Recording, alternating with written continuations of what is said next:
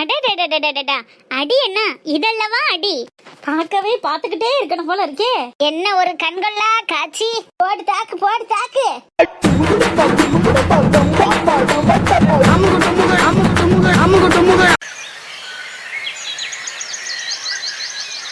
பட்டு கருப்பட்டிய வாசமுள்ள ரோசாவ கட்டரும்பு மொச்சுதுன்னு சொன்னாக. கட்டுக்கதை அத்தனையும் கட்டுக்கதை, அத நம்ப மனம் சத்தியமா ஒத்துக்கல. உச்சி வகுந்தெடுத்து பிச்சிப்பூ வச்ச கிளி பச்சை மலை பக்கத்துல மேயுதுன்னு சொன்னாங்க.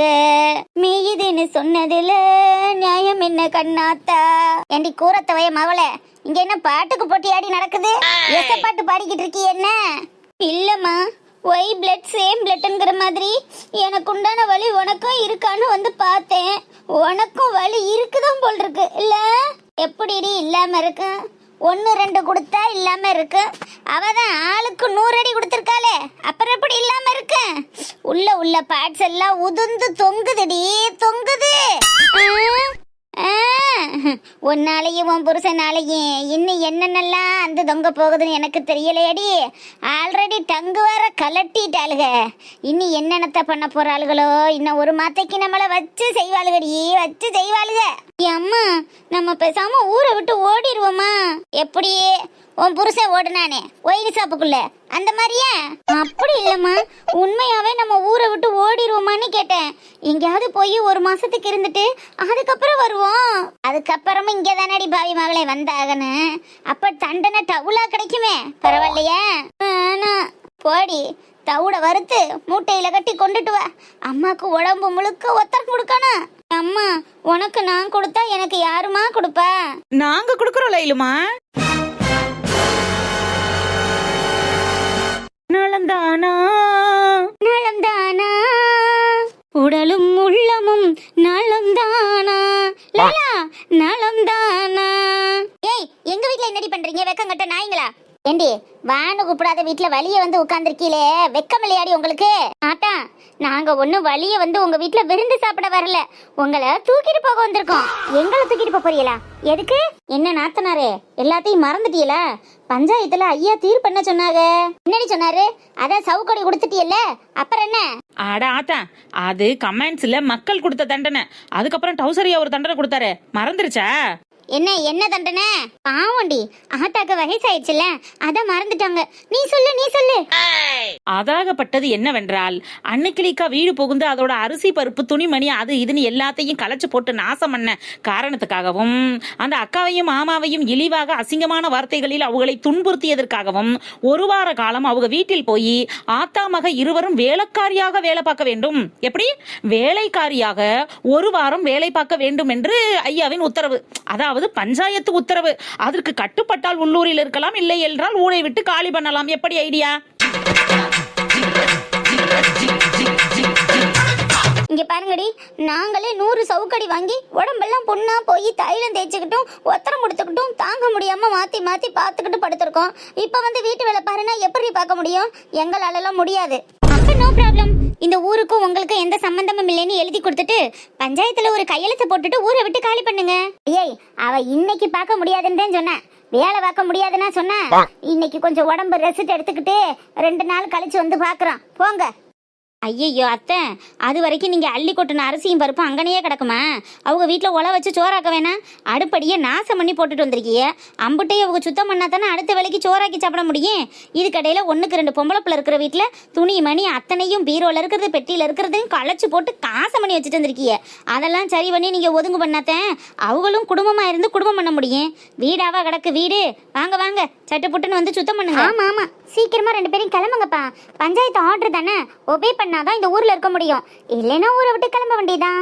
அம்மா என்ன அப்படி? ஆனா உன ஒம்மன்னு உன்னால நான் பாரு என்னென்னலாம் பாடுபட வேண்டியது இருக்குன்னு. சரி விடுமா, இப்ப என்ன பண்றதுமா? வேற வழியே இல்ல. 2 பேரும் வலது காலை எடுத்து வச்சு வீட்டை விட்டு கிளம்பி அங்க போய் இடது காலை எடுத்து வச்சு உள்ள புகுந்து அங்க உள்ள வேலை எல்லாத்தையும் பார்த்தே ஆகணும். அதுதான் உங்களுக்கு தண்டனை. ஏண்டி, நீங்களும் பொம்பளைங்க தானே, கொஞ்சம் ஈவ இருக்கும் கட்டக்கூடாதா? ஏண்டி, சாக போற காலத்துல என்னால வீட்டு வேலை செய்ய முடியுமாடி? சாக போற காலத்துல சாப விட முடியும், ஜாமா விளக்க முடியாதா? அட வாங்க அத்தா. அதானே ஈவு இறக்கத்தை பத்தி பேசுற முகரக்கட்டையில பாரு, முகரக்கட்டையில உங்களுக்கு நான் மட்டும் ஈவு இறக்கமும் எகிரி குதிச்சு வரேன், அதே அடுத்தவங்களுக்கு நான் மட்டும் கோழிக்கூட்டுல போய் அடைஞ்சது மாதிரி அடைஞ்சிரும்ல.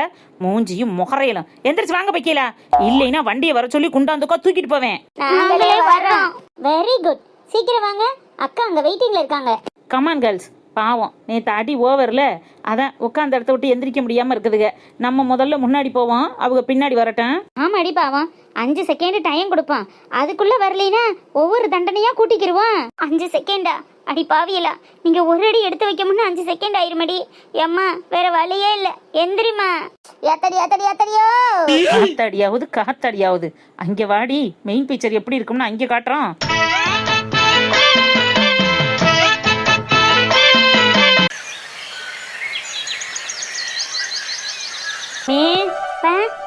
தடமா தட்டை எடுத்துக்கொண்டு உள்ள வச்சிருங்க. சரிப்பா. அப்பா என்னப்பா சாப்பிடாமலே வச்சிட்டீங்க? போதும்டா, நான் வயலுக்கு போன நேரம் ஆயிருச்சு, இதை கொண்டு உள்ள வச்சிரு. கொஞ்சமாவது சாப்பிடுங்கப்பா, போட்ட சோறு அப்படியே இருக்கு. பசிக்கலடா. ஏன்பா கவலையா இருக்கீங்க?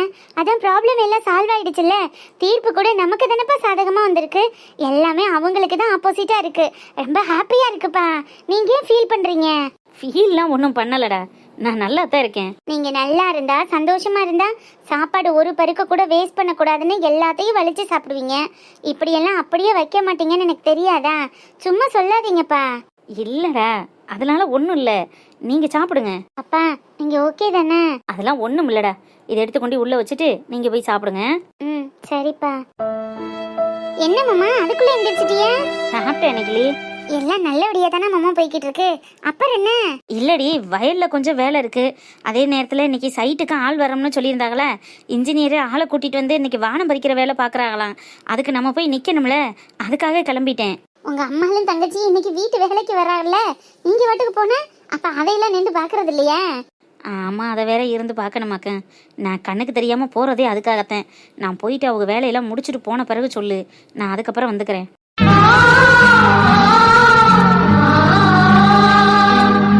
ஏன் உங்க அம்மா தண்டனை அனுபவிக்க போறது தாங்க முடியாம கிளம்புறீரா, இல்ல உங்க மூஞ்சில முழிக்க கூடாதுன்னு கிளம்புறீரா? ஒன்னும் புரியலையே. ஏன் நிக்கலி, அவங்க செஞ்ச தப்புக்கு தானே தண்டனை அனுபவிக்க போறாங்க. இதுல அவங்கள நினைச்சு கவலைப்படுறதுக்கோ வருத்தப்படுறதுக்கோ என்ன இருக்கு? எனக்கு அதை நினைச்செல்லாம் ஒரு கவலையும் இல்லை. அங்கே சைட்ல வேலை இருக்கு, நம்ம தானே போகணுமேனு போறேன், மற்றபடி ஒன்றும் இல்லை. நல்ல வேலை மாமா, பஞ்சாயத்துல சொன்னபடி சொல்லிட்டு போறாங்க. அதெல்லாம் ஒண்ணு வேணாம், வீட்டுக்கெல்லாம் நீ வர சொல்லாத, நம்ம வீட்டு வேலையை நம்ம பாத்துக்கிறோம்னு நீங்க சொல்லுவீங்களோன்னு நினைச்சேன். இப்படி சொன்ன வரைக்கும் எனக்கு சந்தோஷந்தேன்.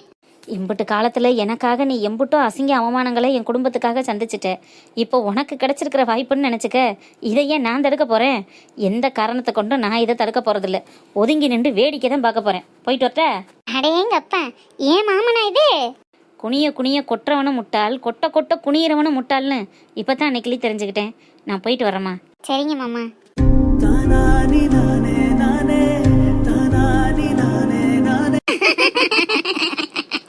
ஒரே சிரிப்பா இருந்துச்சுவா. கூட கொஞ்ச நேரம் கூத்து நடந்திருக்கலாம்னு கண்களா காட்சியா பாத்துக்கிட்டே இருந்திருக்கலாம். என்னடி வாட்ஸ்அப் குரூப்ல வாங்கன்னு போட்டு விட்டுட்டு வந்து பக்குவமா உட்காந்து பல்ல காட்டி சிரிச்சுக்கிட்டு இருக்கீல, என்னடி என்னைய ஒருத்தையும் கூப்பிடல? அதான் குரூப்ல போட்டு விட்டாச்சுல்ல, வந்து சேர வேண்டியதானே, வந்து வெத்தலை வைக்க வைப்பாங்க.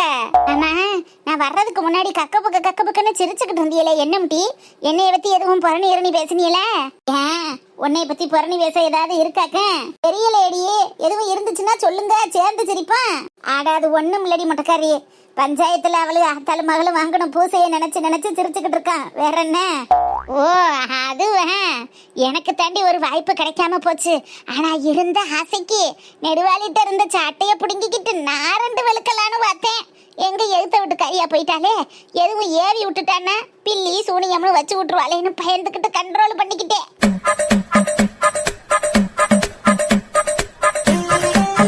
ஏண்டி, பஞ்சாயத்து தலைவர் தான் பொதுமக்கள் என்ன தண்டனை கொடுத்தாலும் கொடுக்கலாம்னு சொல்லிட்டாரு, அப்புறம் வாங்கி கொடுத்துருக்க வேண்டியதானே? எழுத்த வீடுனால அரண்டு போய் கிடக்கும்னு சொல்றாளே, ஏண்டி ஏன் எலும்பு சம்பளத்தை புளிஞ்சு விட்டு செய்வனை வச்சுட்டு போயிருவானா? ஆமா, அவ வைக்கிறா செய்வன. ஆமா, இன்னைக்கு 1வது நாள். எந்த வீட்ல என்னடி நடக்குதா? என்னைக்கு வீடு வீடுக்கு குப்பை வாங்க வர்றது? ஒரு வாரம் அன்னைக்கிளி வீட்ல வீட்டு வேலை பார்க்கணும். அடுத்த வாரத்துல இருந்து வீடு வீடுக்கு குப்பை வாங்கணும், கோயில் வேலையை செய்யணும், தெருவுல கூட்டணும், வறுக்கணும், எல்லாம் தான். அத்தாலும் மகளும் ஊர் பஞ்சிய உலக்க வச்சு பேசினது போக இன்னைக்கு ஊர் வேலையை பிரிச்சு பிரிச்சு பார்க்க போறாளுன்னு நினைக்கையில பெருமையா இருக்குடி, ரொம்ப பெருமையா இருக்கு.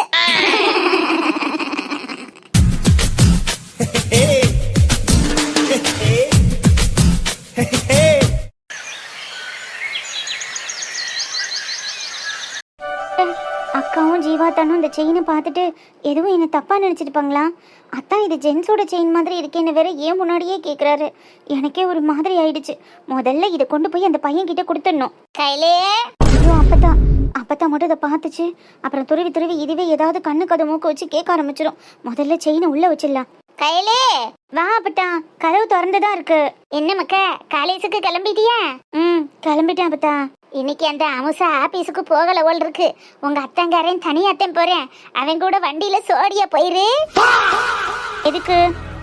என்னடி எதுக்குன்னு கேக்குற? அப்படி எப்படி வண்டியில போய் பழகிக்கிட்டா தானே உன் அத்தானுக்கும் உனக்கும் ஒரு இது வரும். எது வரும்? இல்லாத நேரத்துல நீ போய் அவன் கூட பேச, வண்டியில எப்படி போக, அப்படி இருந்தா தாண்டி அவனுக்கு உன் மேல ஒரு பாசம் வரும். அத்தான் இப்பவே என் மேல பாசமா தானே பார்த்தா இருக்காரு. அந்த பாசம் வேற, இந்த பாசம் வேறடி. உன் அத்தானை நீ கட்டிக்கிறணும்னா இந்த மாதிரி எல்லாம் இருக்கணும். உனக்கே இப்படி சொல்ல அசிங்கமா இல்லையா பத்தா?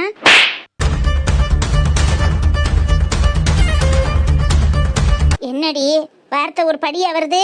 ஆமா, இனிமே அப்படிதான் வரும். அவங்க ஒரு அழகான வாழ்க்கை வாழ்ந்துட்டு இருக்காங்க. எதுக்கு தேவையில்லாம என்ன பலிகடை ஆக்கணும்னு நினைக்கிற? என்ன அழகான வாழ்க்கையை வாழ்றாக? நீ வாழ வேண்டிய வாழ்க்கைய தட்டி பறிச்சு அவ வாழ்ந்துகிட்டு இருக்க. அதுக்கு பேரு அழகான வாழ்க்கையாம்டி. அப்ப நீ கங்கலங்கி இப்படி கலங்கி போயிருக்கியே, அது பரவாயில்லையா? இங்க பாரு பத்தா, நீ திரும்ப திரும்ப அதை பத்தியே சொல்றதுனால எதுவும் மாற போறது இல்ல. அத்தானுக்கு அக்கா தான் சரியான ஜோடி. விட்டுரு, அவங்க ஒரு சந்தோஷமான வாழ்க்கை வாழ்ந்துட்டு போகட்டும். இந்த பிறவில எனக்கு அத்தான் இல்லைன்னு நான் மனசை தேத்திக்கிட்டேன். நீனும் அதே மாதிரி ஏத்துக்கிட்டு வாழ பாரு. மனசுக்குள்ள ஆசையை வச்சுக்கிட்டு வெளியே வேஷமா போட்டுக்கிட்டு இருக்க. நான் எந்த வேஷமும் கவலையும் படல அப்பதா. என்னைக்கு அத்தான் என்னை விட்டுட்டு இன்னொரு பொண்ணை கல்யாணம் பண்ண தயாராயிட்டாரோ அப்பவே நான் பாதி உடைஞ்சிட்டேன். மனமேடை வரைக்கும் வந்து நான் அவரை அசிங்கப்படுத்தேன். அதுக்கப்புறம் அக்காவை தேடி போய் அவரை கல்யாணம் பண்ணாரோ அப்பவே அக்கா மேல அவர் எவ்வளோ அளவு கள்ளமான பாசம் வச்சிருக்காரு, அவர் எவ்வளோ அளவுக்கு அதிகமாக அக்காவை நேசிக்கிறாருன்னு நான் புரிஞ்சுக்கிட்டேன். அப்பவே நான் என் மனசையும் மாத்திக்கிட்டேன் அப்பதா. ப்ளீஸ், நீ திரும்ப திரும்ப இதை பத்தி பேசி நல்லா இருக்கிற குடும்பத்துல நாரதர் வேலை பாத்துறாத.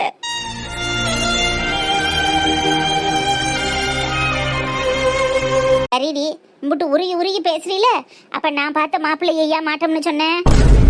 எனக்கும் டைம் வேணும்ல அப்பத்தா. உடனே இவன் இல்லாட்டி அவன்னு போறதுக்கு இது மனசா இல்லை வேற என்னவோமா? கொஞ்சம் டைம் கொடு, நான் படிச்சு முடிச்சுக்கிறேன். அதுக்கப்புறம் ஏதாவது ஒரு வேலைக்கு போயிட்டு எனக்கே யாரையாவது பிடிச்சிருந்தா நான் உன்கிட்ட வந்து சொல்றேன். இல்லைன்னா காலம் ஃபுல்லா இப்படியே உன் கூட இருந்துட்டு போயிடுறேன். ப்ளீஸ் அப்பத்தா, என் கல்யாணத்தை பத்தி கொஞ்ச நாள் பேசாம இருக்கிறது தான் உனக்கும் நல்லது, எனக்கும் நல்லது.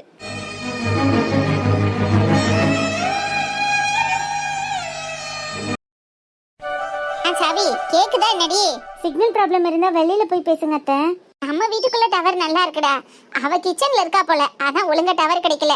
சாவி கேக்குதா என்ன? சொல்லுமா. ப்ளூடூத்ல கனெக்ட் பண்ணி கிச்சன்ல காய் வெட்டிட்டு இருக்கேன். அதான் கொஞ்சம் டவர் விட்டு விட்டு கேட்குதுன்னு நினைக்கிறேன். என்ன விஷயம் சொல்லுங்க.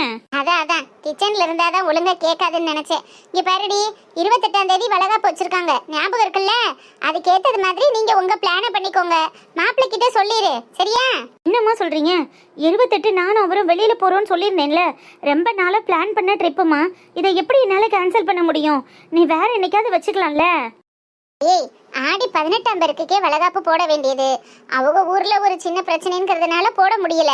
நாள் நெருங்கிக்கிட்டே இருக்குல்ல. 28ஆம் பேருக்குனாலும் கண்டிப்பா வளகாப்பு போட்டே ஆகணும். நீ என்ன ட்ரிப் இருந்தாலும் அதை கேன்சல் பண்ணிட்டு வளகாப்புக்கு வந்து சேரு. மாப்பிள்ளை கிட்ட சொல்லிடு.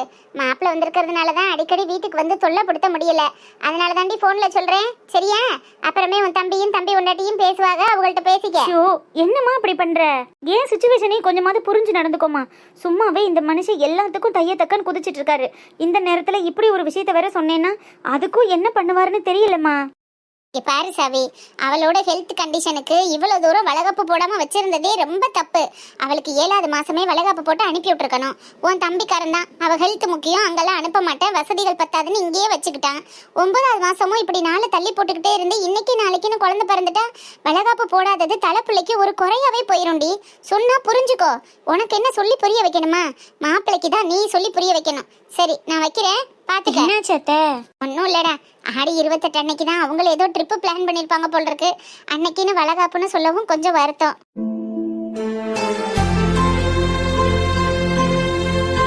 ஐயோ, அப்ப அண்ணி வரமாட்டாங்களா அத்தை? வராம எங்க போற? இதுதானே முக்கியம், ட்ரிப்பா முக்கியம் இல்ல அத்தை. அண்ணன் ஃபாரின்ல இருந்து வந்ததுல இருந்து அண்ணியும் எங்கேயும் வெளியில போலேன்னு சொன்னாங்க. பாப்பாவுக்காக தான் ஏதாவது ட்ரிப் அரேஞ்ச் பண்ணியிருப்பாங்க. பாவம், அவ ரொம்ப அப்செட் ஆயிருவாத்த. நான் வேணும்னா அக்கா கிட்ட சொல்லி டேட்டை தள்ளி வைக்க சொல்லட்டுமா? எல்லாம் தப்பு நந்தரா. ஆடி 18க்கே நம்ம சொல்லப்படி வச்சிருந்துருக்கணும். ஆனா எல்லா சூழ்நிலையும் பார்க்க வேண்டியதா போச்சுல. கண்டிப்பா 28க்கு போட்டி ஆகணும். உன் ஹெல்த் கண்டிஷன் ரொம்ப இதா இருக்குங்கிறதுனால நம்ம பார்த்து தாண்டா பண்ணணும். ஒரு 10-15 நாளாவது கையில வளையல் போட்டிருக்கணும்ல. நீ ஒன்றும் வரி பண்ணிக்காத, பார்த்துக்கலாம். அவ அதெல்லாம் ஏதாவது சொல்லி சமாளிச்சுட்டு வந்துருவா. சரிங்க அத்தை. சாவி, சொல்லுங்கங்க.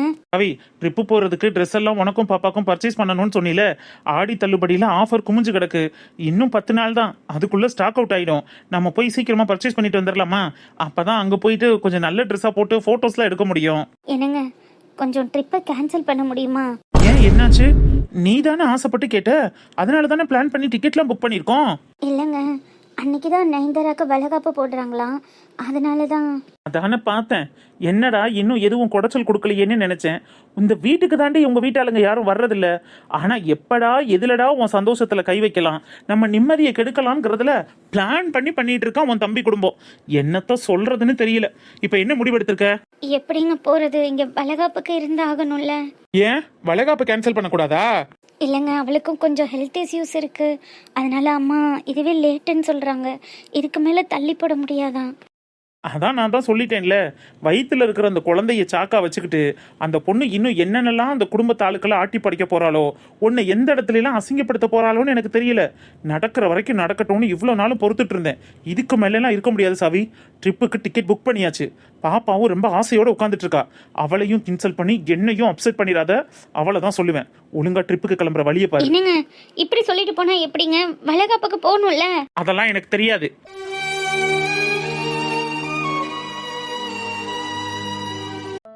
குயில பிடிச்சு குண்டில அடைச்சு குவ சொல்லிக்கிற உலகம், மயில பிடிச்சு காலை உடைச்சு ஆட சொல்லிக்கிற உலகம். அது எப்படி பாடுமையா, அது எப்படி ஆடுமையா? என்ன ஆத்தா, என்ன பண்ணிக்கிட்டு இருக்க?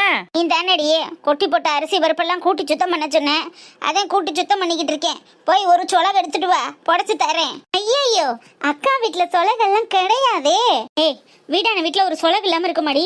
போய் முறத்தை எடுத்துட்டு வாங்கடி, புடைச்சு தரோம். அத்தா, அரிசியும் பருப்பையும் கொட்டி போட்டது யாரு?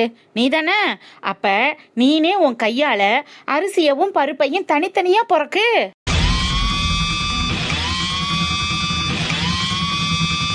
என்னடி நக்கல் பண்றீல? அரிசியும் பருப்பையும் எப்படி தனித்தனியா பிறக்க முடியும்? அதுவும் கையால. முறத்தை எடுத்துட்டு வாங்க, புடைச்சு தரேன். ஐயோ ஆத்தா, நீங்க மருமக வீட்டுக்கு விருந்து சாப்பிட வரல, வேலை பார்க்க வந்திருக்கீங்க.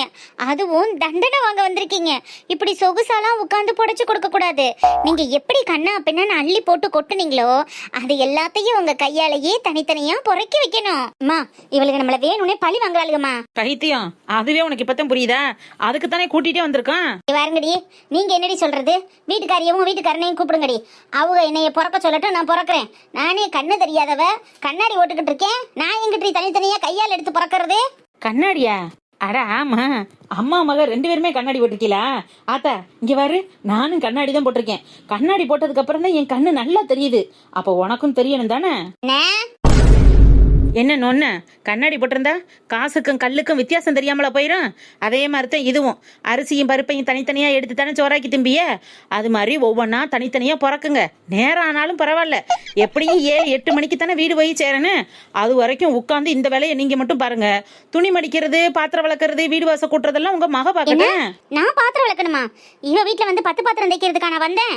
ஏதோ ஊர் பெரியவர் சொல்லிட்டாருங்கிறதுக்காக வந்தா ஓவரா பண்ணிட்டு இருக்கீங்க. என்னாலலாம் இவ வீட்டுல பாத்திரம் தைக்க முடியாது. நெடுவாளி அக்கா வாக்கா வாக்கா, உனக்காகத்தான் இங்க 2 ஆள் வெயிட்டிங்க. நீ வந்து வேலை சொன்னாதான் பாப்பாங்களாம், நாங்களாம் சொன்னா கேட்க மாட்டாங்களாம். அப்படியா? சொல்லிடுவான், அதுக்கு தானே வந்திருக்கேன். சொல்லுக்கா சொல்லுக்கா, நல்லா தெளிவா சொல்லு. உங்க மாமியாருக்கு பாவ கண்ணு தெரியாதான், அதுக்கேற்றது மாதிரி வேலையா சொல்லுக்கா. அதுக்காக நான் கண்ணாஸ்பத்திரியில எல்லாம் கூட்டி கொண்டு பாத்துக்கிட்டு தெரிய முடியாது. கட்டாந்தரையில மாடு பத்தம் சுட சுட சாணி போட்டிருக்கு. அதை கூடையில அள்ளி கொண்டு போய் குப்பையில கொட்டிட்டு கட்டாந்தரைய கூட்டி போட சொல்லு. அதுக்கப்புறம் சாயங்காலத்துக்கு பால் கறக்கணும்.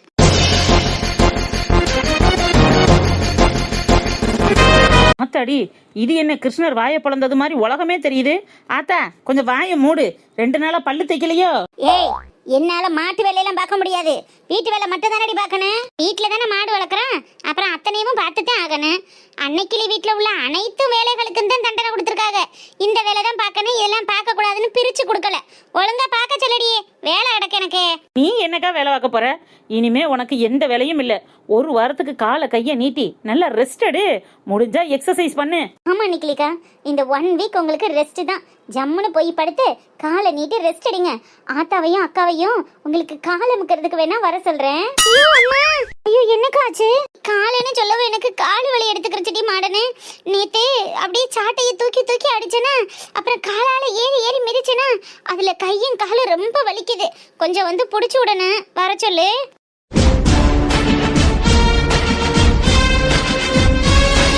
என்ன திமிர் காட்டுறியா?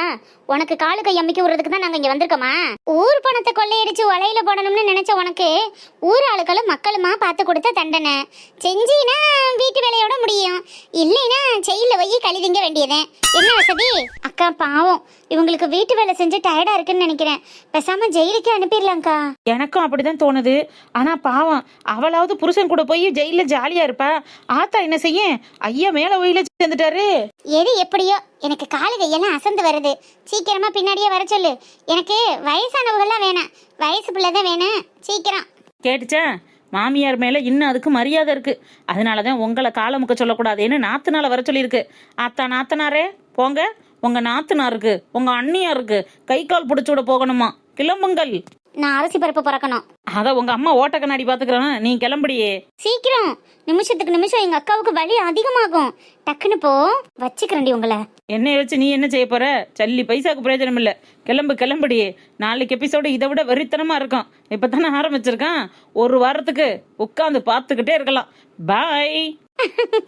நாளை சந்திப்போம். நன்றி, வணக்கம். சப்ஸ்கிரைப் பண்ணாதவங்க சேனலை சப்ஸ்கிரைப் பண்ணிட்டு போங்க. வீடியோ பிடிச்சிருந்தா ஒரு லைக் கொடுங்க. பாய். நெடுவாளி, அக்கா கூப்பிடுறது கேட்கல? கிளம்பு ஜரிகண்டி.